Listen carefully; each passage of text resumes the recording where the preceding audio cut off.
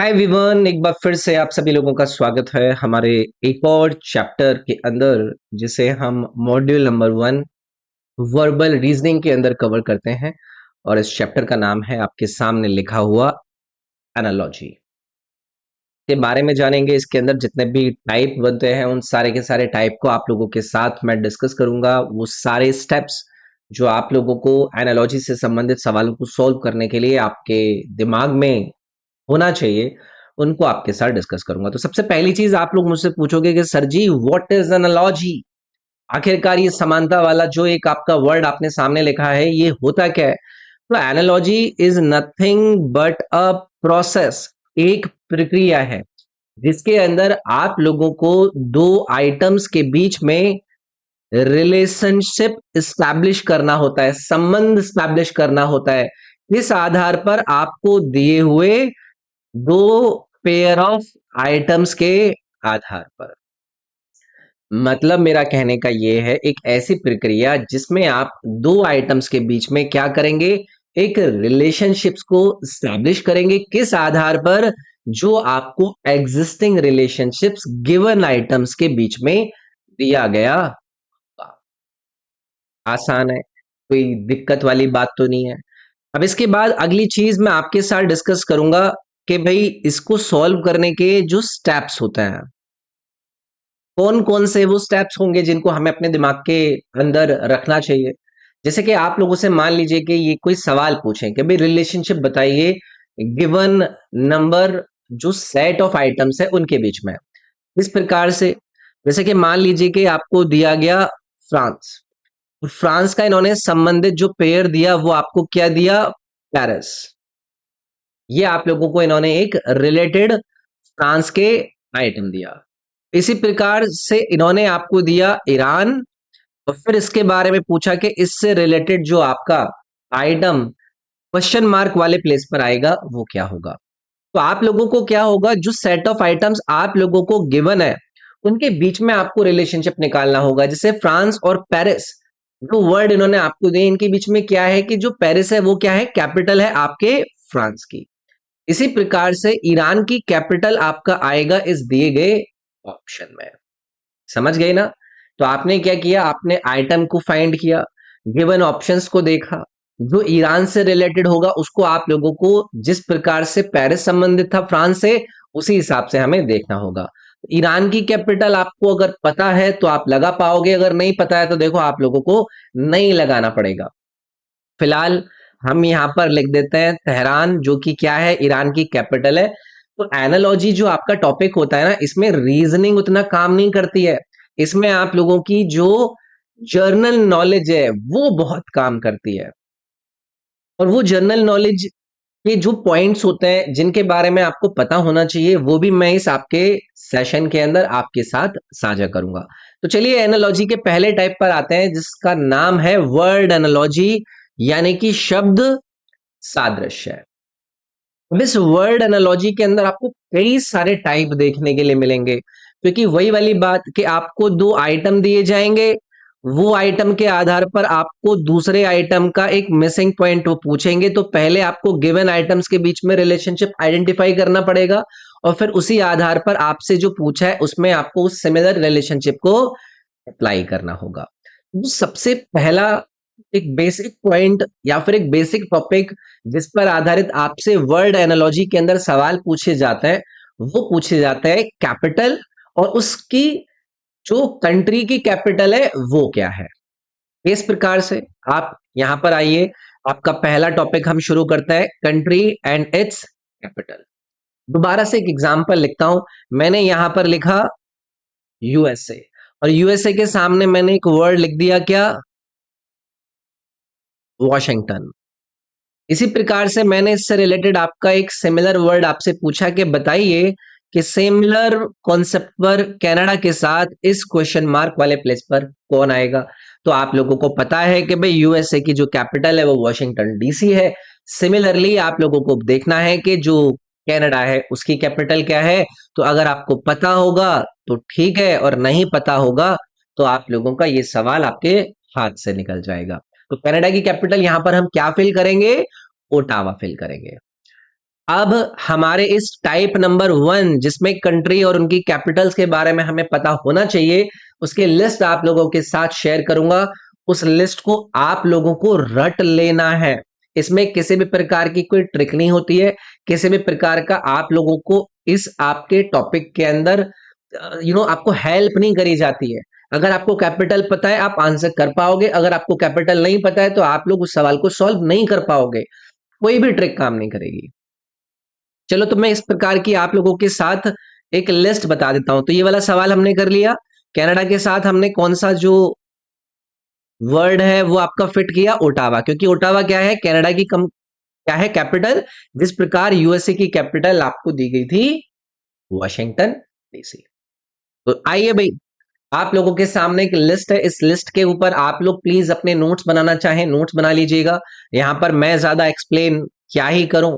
India की capital सभी को पता है, अफगानिस्तान की कैपिटल काबुल है, ऑस्ट्रेलिया की कैपिटल कैनबरा है।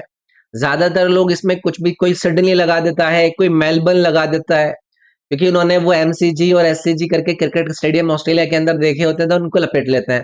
तो कैनबरा कैपिटल है ऑस्ट्रेलिया की।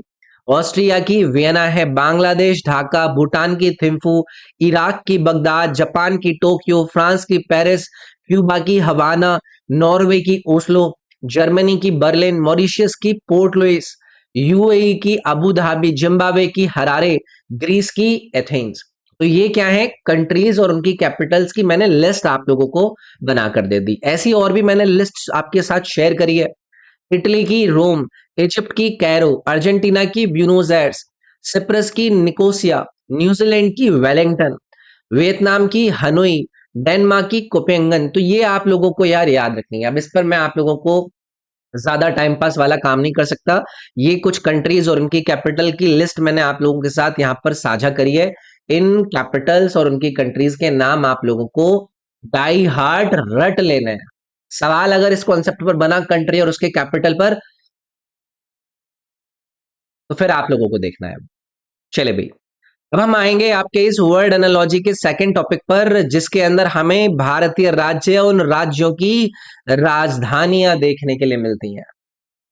आप मुझसे पूछोगे कैसे, तो चलिए एक एग्जांपल मैं आप लोगों को दिखाता हूं। ये पूछेंगे कि निम्नलिखित प्रश्न में प्रश्नवाचक चिन्ह के स्थान पर बताइए क्या आएगा।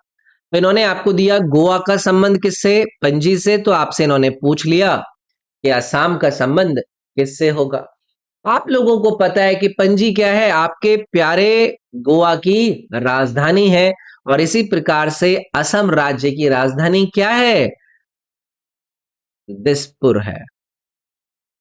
अगर आपको पता है तो आप लगाओगे, और नहीं पता है तो आप लोग एक दूसरे की शक्ल की तरफ देखोगे। और मैं नहीं चाहता कि मेरा कोई भी विद्यार्थी एग्जाम में बैठ के अपने आसपास वाले स्टूडेंट्स की शक्ल देखे।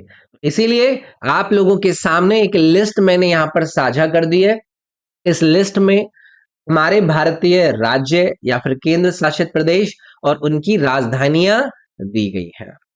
ये आप लोगों को रटी हुई होनी चाहिए। आंध्र प्रदेश की राजधानी अमरावती, बिहार की राजधानी पटना, गुजरात की राजधानी गांधीनगर, केरला की राजधानी तिरुवनंतपुरम, मणिपुर की राजधानी इम्फाल, नागालैंड की राजधानी कोहिमा, राजस्थान की राजधानी जयपुर, तेलंगाना की राजधानी हैदराबाद, उत्तराखंड की राजधानी देहरादून, अरुणाचल प्रदेश की राजधानी ईटानगर, छत्तीसगढ़ की राजधानी रायपुर, हरियाणा चंडीगढ़, झारखंड रांची, एमपी भोपाल, मेघालय शिलोंग, उड़ीसा भुवनेश्वर, सिक्किम गैंगटॉक, त्रिपुरा अगरतला, वेस्ट बंगाल कोलकाता, असम दिसपुर, गोवा पणजी, हिमाचल शिमला, कर्नाटका बेंगलुरु, महाराष्ट्र मुंबई, मिजोरम ऐजवाल, पंजाब चंडीगढ़, तमिलनाडु चेन्नई और उत्तर प्रदेश लखनऊ। तो ये मैंने आप लोगों के साथ हमारे प्यारे भारतीय राज्य और उन राज्यों की राजधानियों की लिस्ट शेयर करी है। इनको आप लोगों को रट लेना है, क्योंकि कुछ भी आया पता होना चाहिए। इसमें कोई ट्रिक नहीं है कि हम कोई ट्रिक लगाकर गोवा की जो राजधानी है उसको अचानक से निकाल लें, और हमें अगर पता नहीं है हमने निकाल लिया। तो ये दो टॉपिक क्लियर हो गए वर्ड एनालॉजी के, जहां पर कंट्री और उनकी कैपिटल और हमारे इंडियन स्टेट्स और उनकी कैपिटल की लिस्ट आप लोगों को देख लेनी है, जो कि मैंने आपके साथ साझा करी है। चलिए इस वर्ड एनालॉजी के तीसरे टॉपिक पर आते हैं, जिसमें हमारे इंडियन यूनियन टेरिटरीज और उनकी राजधानियां दी गई हैं। भारतीय जो केंद्र शासित प्रदेश है उनकी राजधानियों को लेकर हो सकता है ये आपसे सवाल पूछ ले। किस प्रकार से? कुछ इस प्रकार से, निम्नलिखित प्रश्न में प्रश्नवाचक चिन्ह पर बताइए कि क्या आएगा। इन्होंने लक्षद्वीप का संबंध करा कावरत्ती से।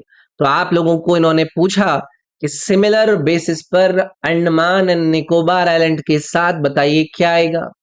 आप लोगों को पता है कि यूनियन टेरिटरी है आपकी लक्षद्वीप, जिसकी राजधानी क्या है? कावरत्ती है।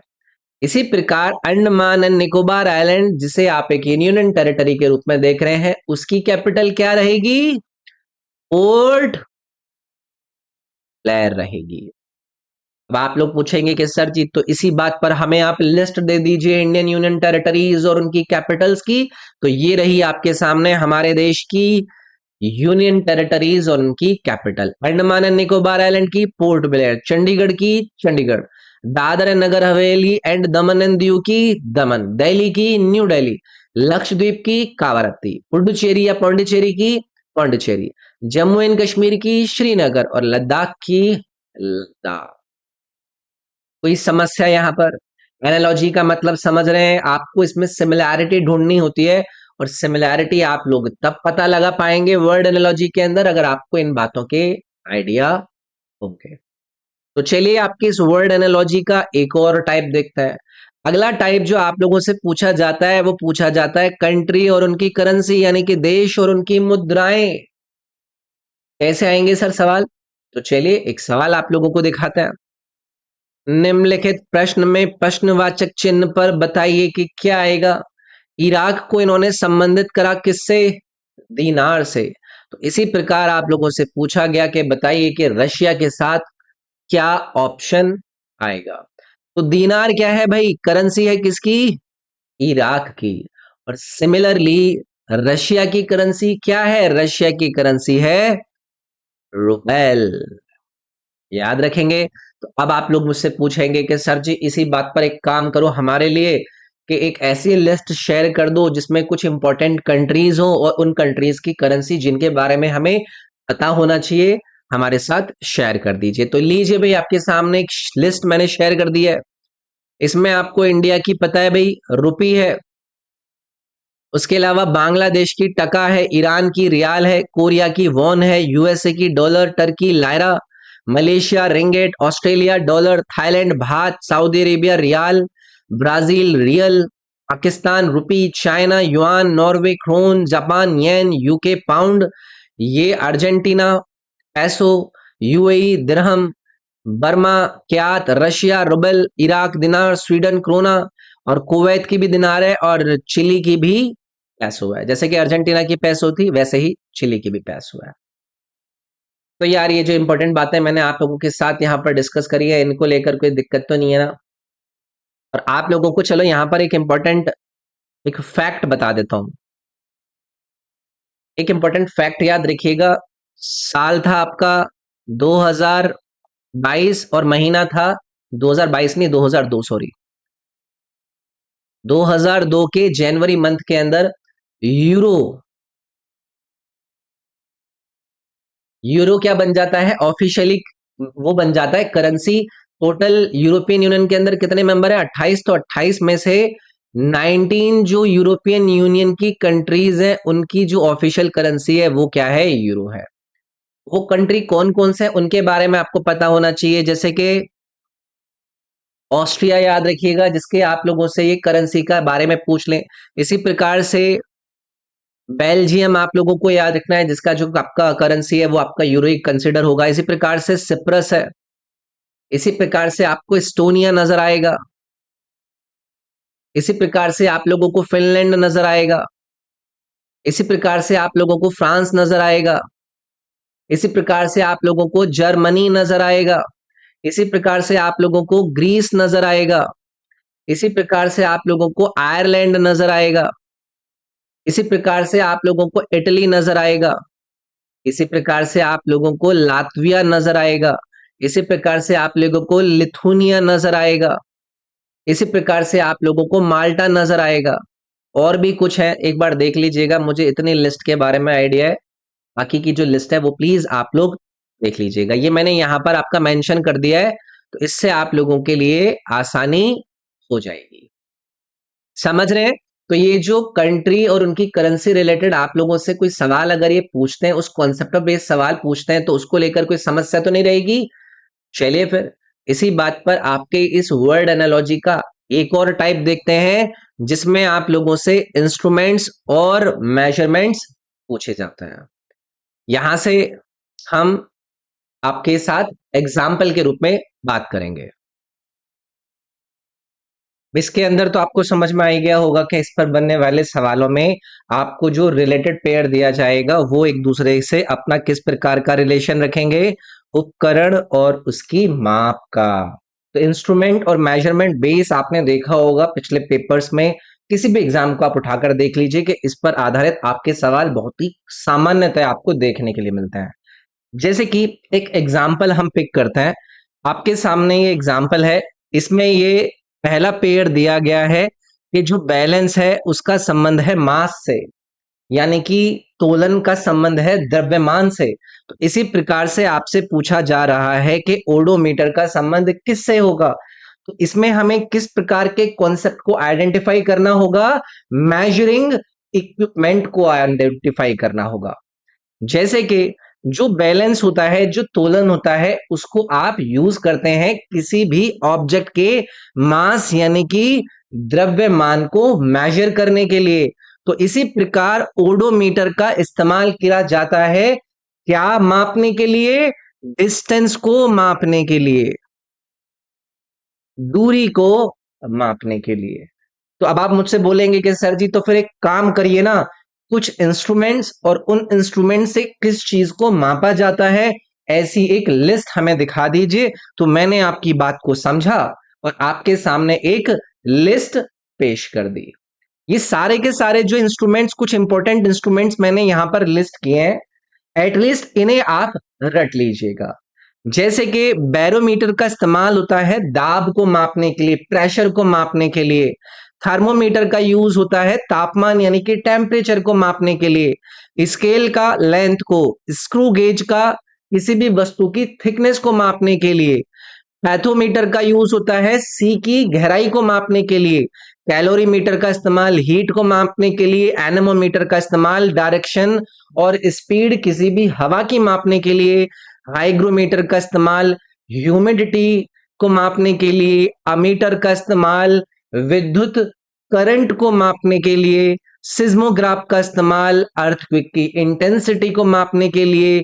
लैक्टोमीटर का इस्तेमाल दूध की प्योरिटी को मापने के लिए। ऑल्टीमीटर का इस्तेमाल ऑल्टीट्यूड यानी कि ऊंचाई को मापने के लिए।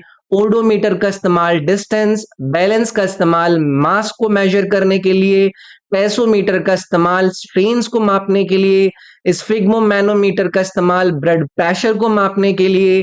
रेन गेज हो, ऑडोमीटर हो, प्लवरीमीटर हो, ऑम्ब्रोमीटर हो, इसका इस्तेमाल एक समय के दौरान कितना अमाउंट ऑफ प्रेसिपिटेशन हुआ है, कितनी बारिश हुई है, उसको मापने के लिए।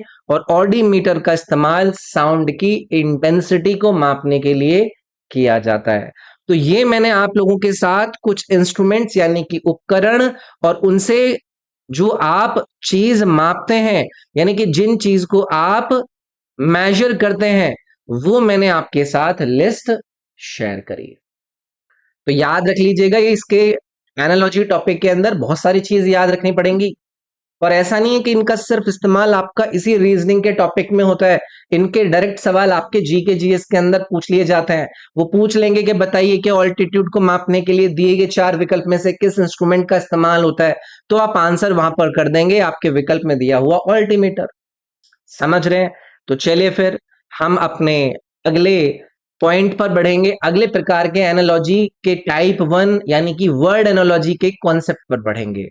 और यहां पर आपको नजर आएंगी क्वांटिटी एंड यूनिट, यानी कि उपकरण और माप वाला कॉन्सेप्ट। अब आप बोलेंगे कि सर जी कहना क्या चाह रहे हो, एक काम कीजिए ना, हमारे लिए एक एग्जाम्पल दिखा दीजिए ना। तो लीजिए, आपके सामने एक उदाहरण पेश है। निम्नलिखित प्रश्न में प्रश्नवाचक चिन्ह के स्थान पर क्या आएगा? करंट का संबंध एम्पियर से इन्होंने दिया। तो इसी प्रकार मैग्नेटिक फील्ड यानी कि चुंबकीय क्षेत्र का संबंध आपका किससे होगा? आप लोगों को पता है जब एम्पियर की बात होती है तो ये क्या होती है? ये करंट की यूनिट होती है एसआई फॉर्मेट में। इसी प्रकार से मैग्नेटिक फील्ड यानी कि चुंबकीय क्षेत्र की जो एसआई यूनिट होती है वो क्या होती है? वो होती है टेस्ला। तो अब आप हमसे कहेंगे कि तो सर फिर एक काम करो, हमें कुछ क्वांटिटीज और उन क्वांटिटीज को मापने के लिए जो उनकी यूनिट होती हैं इसकी एक लिस्ट शेयर कर दीजिए। तो लीजिए आपके सामने आपकी क्वांटिटीज और उसको मापने की जो एसआई यूनिट होती है उसकी एक शीट आपके सामने हाजिर कर दी। तो फटाफट से लेंथ को किसमें मापा जाता है? मीटर में। फोर्स को न्यूटन में, आयतन को लीटर में, पोटेंशियल डिफरेंस को वोल्ट में, प्रेशर को पास्कल में, द्रव्यमान को किलोग्राम में, ऊर्जा को जूल में, कोण को रेडियन या फिर डिग्री में, कार्य को जूल में, एरिया को स्क्वायर मीटर में, समय को सेकंड में, रेजिस्टेंस को ओम में, पावर को वॉट में, करंट को एम्पियर में, टेम्परेचर को डिग्री या सेल्सियस में, कंडक्टिविटी यानी कि चालकता को मो में, ल्यूमिनोसिटी को कैंडला में और मैग्नेटिक फील्ड को टेस्ला की एसआई यूनिट के अंदर व्यक्त किया जाता है। ऐसे बहुत सारी हैं, बहुत सारी आपको एसआई यूनिट अलग अलग प्रकार की क्वांटिटीज की देखने के लिए मिलती हैं, लेकिन ये कुछ इंपॉर्टेंट है जिनके बारे में किसी भी आपके वनडे एग्जामिनेशन के अंदर आपको सवाल देखने के लिए मिल ही जाते हैं। समझ में आ रही है ना बातें? आगे बढ़े फिर इसी बात पर। तो चलिए आपके वर्ड एनालॉजी के एक और टाइप पर आते हैं और इस बार आपके सामने दिया गया है इंडिविजुअल एंड ग्रुप, यानी कि व्यक्तिगत और उस व्यक्तिगत के समूह से संबंध में आपसे कुछ एनालॉजी बेस्ड सवाल पूछे जाते हैं। एग्जाम्पल से समझेंगे। तो ये है आपके सामने एग्जाम्पल। इन्होंने आपको एक वर्ड दिया है गीज और इस गीज का जो रिलेटेड इन्होंने वर्ड दिया है वो दिया है गैगल। इसी प्रकार आपसे पूछा गया है कि शीप से संबंधित बताइए कि आपका इस क्वेश्चन मार्क की जगह पर कौन सा वर्ड आएगा। तो जो गीज होता है ना, इस गीज के समूह को कहा जाता है गैगल। इसी प्रकार से अगर आप शीप यानी कि भेड़ों के समूह को बोलेंगे तो वो क्या बोलेंगे? आप उसको कहेंगे फ्लॉक। तो ऐसे ही कई सारे आपको इंडिविजुअल्स नजर आते हैं जिनके ग्रुप को अलग अलग नामों से बुलाया जाता है। तो लीजिए फिर आपके सामने एक टेबल हम साझा करते हैं जहां पर आपको कुछ इंडिविजुअल्स और उन इंडिविजुअल्स को ग्रुप में बुलाए जाने वाले नाम यहां पर दिए गए हैं। सेलर के ग्रुप को क्रू कहते हैं, फ्लावर के ग्रुप को बुके कहते हैं, मैन के ग्रुप को क्राउड कहते हैं, आर्टिस्ट के ग्रुप को ट्रूप कहते हैं, नोमैड के ग्रुप को होड कहते हैं, रॉबर के ग्रुप को गैंग कहते हैं। तो इसी प्रकार से पूरा का पूरा इंडिविजुअल्स और उनके ग्रुप का जो एक कलेक्शन है वो मैंने आपके सामने आपकी इस लिस्ट के अंदर आप लोगों को प्रोवाइड कर दिया है। मेरी प्लीज राय मान के इन छोटी छोटी बातों को अगर आप कोई नोटबुक इस सीरीज से अपनी तैयार कर रहे हैं तो उनमें एटलीस्ट इनको लिख लीजिएगा। कहने को ऐसे बहुत सारे इंडिविजुअल्स होते हैं जिनके ग्रुप के अलग अलग नाम होते हैं, लेकिन ये ऐसे कुछ इंपॉर्टेंट इंडिविजुअल्स हैं जिनके ग्रुप के नाम आपके एनालॉजी बेस्ड सवालों के अंदर पूछ लिए जाते हैं। आगे बढ़े, एक और टाइप की तरफ चलते हैं। ये है आपके सामने वर्ड एनालॉजी का एक और कॉन्सेप्ट जिसमें एनिमल और उसका यंग वन आपको दिया जाता है। जैसे कि सवाल देख ले तो लीजिए आपके सामने एक एग्जाम्पल है। इन्होंने इंसेक्ट को संबंधित किया है किससे? लार्वा से।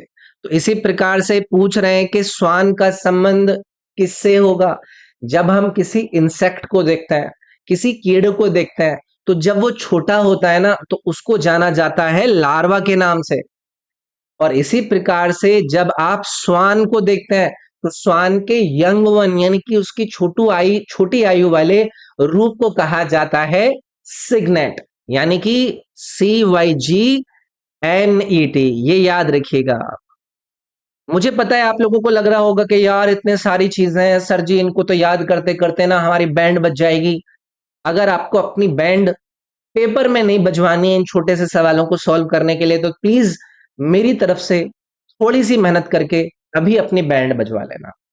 ओके, मैं लिस्ट आपके साथ यहां पर शेयर्ड है। इस तरफ आपको दिए गए हैं इंडिविजुअल्स के नाम यानी कि एनिमल्स के नाम, और इसके सामने यहां पर आपको दिए गए हैं इनके यंग वंस के नाम। जब ये छोटे होते हैं तब क्या कहा जाता है, जैसे कि कॉकरोच के यंग वन को कहा जाता है निम्फ, डियर या फिर सैग के छोटे रूप को कहा जाता है फॉन, इंसेक्ट के छोटे रूप को कहा जाता है लार्वा, बियर के छोटे रूप को कहा जाता है कब। ये आपने देखे होंगे, जैसे कि डॉग के छोटे रूप को हम क्या कहते हैं, पपी कहते हैं। सारी चीजों को याद रखेंगे, कोई इश्यू तो नहीं है। तो चलिए फिर अपना डिस्कशन हम आगे बढ़ाते हैं। वर्ड एनालॉजी के अंदर अगला कॉन्सेप्ट आपको देखने के लिए मिलता है मेल एंड फीमेल रूपों को लेकर। अब आप बोलोगे कि सर जी एक काम करो, बाकी की बात बाद में, आप सीधे सीधे हमें एग्जाम्पल दिखा दीजिए ना। तो ये एग्जाम्पल आपके सामने है। फॉक्स को इन्होंने संबंधित किया किससे, विक्सन से। और इसी प्रकार से ये पूछ रहे हैं कि बताइए कि ड्रेक को किससे आप संबंधित करेंगे। तो जब हम फॉक्स की बात करते हैं ना, फॉक्स का जो फीमेल होता है उसको कहा जाता है विक्सन, और इसी प्रकार से ड्रेक का जो फीमेल होता है वो होता है डक। इस बात को प्लीज मेरे दोस्तों याद रखेंगे, पेपर में ये चीजें पूछी जाती हैं। और जो लिस्ट है वो आपको पता है कि मैंने आपके साथ शेयर कर रखी है। तो ये जो आपके सामने लिस्ट है, इसमें इन वाले बॉक्सेस के अंदर आपको मेल दिए गए हैं, और इसकी दूसरी साइड में आपको इनके फीमेल वर्जन दिए गए हैं। जैसे कि प्रिंस का फीमेल वर्जन क्या होता है, प्रिंसेस। मास्टर का फीमेल वर्जन क्या होता है, मिस्ट्रेस। बुल का फीमेल वर्जन क्या होता है, काओ। डॉग का फीमेल वर्जन क्या होता है, बिच। कॉक का जो फीमेल वर्जन होता है वो क्या होता है, हैन। इसी प्रकार से हॉर्क का जो फीमेल वर्जन जिसको हम घोड़ी कहते हैं वो क्या होता है, मेयर होता है। इन सभी को आप लोगों को याद रखना है, ठीक है। कोई समस्या तो नहीं, मजा आ रहा है ना, लाइक करना नहीं भूलना है आप लोगों को। चलिए भाई अगला कॉन्सेप्ट देखते हैं। अगले कॉन्सेप्ट के अंदर जो कॉन्सेप्ट आपको नजर आएगा वो होगा एनिमल्स, और उन एनिमल्स की जो मूवमेंट यानी कि उनकी जो एक प्रकार से गतिविधि होती है उसको लेकर। तो चलो फिर इसी बात पर एक एग्जाम्पल देख लेते हैं। यहां पर हॉर्स का संबंध दिया गया है किससे, गैलॉप से, है ना। तो आपसे पूछ रहे हैं कि बताइए कि आउल का संबंध दिए गए चार विकल्प में से किससे होगा। तो हॉर्स को लेकर जो उसकी मूवमेंट होती है वो होती है गैलोप की, ठीक है। तो गैलोप क्या है, घोड़े की जो मूवमेंट होती है उसका नाम है। इसी प्रकार से जो उल्लू की मूवमेंट होती है उसको कहा जाता है फ्लिट, FLIT। इसमें ये मत कहना कोई मेरे से कि सर जी बहुत कठिन है, बहुत दिक्कत हो रही है, ये करना पड़ेगा मेरे दोस्तों आप लोगों को। तो यहाँ पर एक आपके सामने मैंने टेबल शेयर कर रखी है। इसमें इधर आपको एनिमल्स दिए गए हैं, और इनके दूसरी तरफ इन एनिमल्स की जो मूवमेंट है वो आपको दी गई है। जैसे कि स्नेक है, जो सांप है वो क्या करता है, वो क्रॉल करता है, वो रेंगता है, तो रेंगना उसकी क्या है, मूवमेंट है। लायन क्या करता है, रायन प्रॉल करता है। तो इस प्रकार की आपको जो बातें हैं यार वो देखनी है। एनिमल्स और उनके मोमेंट आप लोगों को पता होने चाहिए। चलिए भाई आगे बढ़ते हैं। अगला हमारे सामने जो वर्ड एनालॉजी का कॉन्सेप्ट है वो है एनिमल या फिर किसी चीज का उसके साउंड से, यानी कि पशु या वस्तु का संबंध उसकी किस प्रकार की ध्वनि होती है उससे। तो चलिए फिर एग्जाम्पल देखते हैं। यहां पर आप लोगों को इन्होंने आउल यानी कि उल्लू का संबंध दिया ऊंट से। तो इसी प्रकार इन्होंने पूछा कि कॉइन्स का संबंध बताइए किससे होता है। तो ये जो हूट है ना, ये साउंड है जो कि उल्लू के द्वारा क्या करी जाती है, प्रोड्यूस करी जाती है। इसी प्रकार से जब हम सिक्कों की बात करते हैं, कॉइन्स की बात करते हैं, तो सिक्कों की जो साउंड होती है उसको क्या कहते हैं, उसको कहते हैं जिंगल। तो यहां पर आपका आंसर क्या आता, जिंगल आता। तो इसी प्रकार से अलग अलग आपके एनिमल्स और थिंग्स के जो साउंड की लिस्ट है वो आपके सामने यहाँ पर आपको देखने के लिए मिलेगी। ये एनिमल या फिर थिंग है और ये इनके साउंड्स हैं। ये एनिमल या थिंग है और ये इनके साउंड है।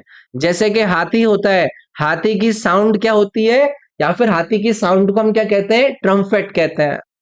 इसी प्रकार से जो हमारा हॉर्स होता है, उस हॉर्स के जो रिंभाने की आवाज होती है उसको क्या कहा जाता है, नाई कहा जाता है।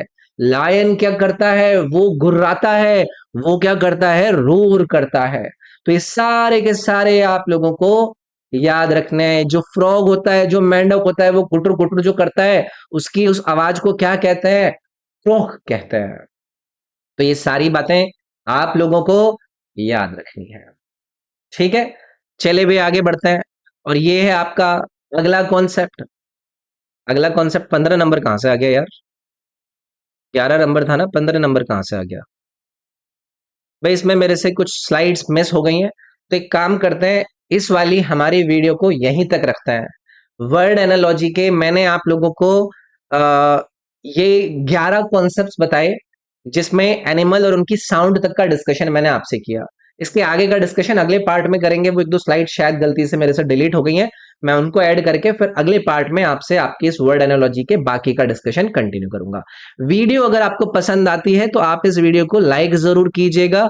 और अगर आप में से किसी को भी मुझसे पर्सनली कनेक्ट करना है तो ये है मेरा इंस्टाग्राम यूजर नेम, RobinSIRG। इस पर आप लोग मेरे साथ कनेक्ट हो जाइएगा। किसी भी प्रकार का अगर आप लोगों को डाउट आता है या फिर आपको कोई गाइडेंस चाहिए तो मैं यहाँ पर आपके लिए अवेलेबल मिलता हूँ। बाकी के सारे इंपॉर्टेंट लिंक, अगर आप इस वीडियो को यूट्यूब पर देख रहे हैं तो इस वीडियो के डिस्क्रिप्शन में है। अगर आप इसको मेरे एप्लीकेशन पर देख रहे हैं तो सारी चीजें आप लोगों को प्रॉपरली अरेंज्ड आपके कोर्स में नजर आ रही होंगी। तो चलिए फिर मिलते हैं अगले पार्ट में। अपना ख्याल रखिए। Thank you.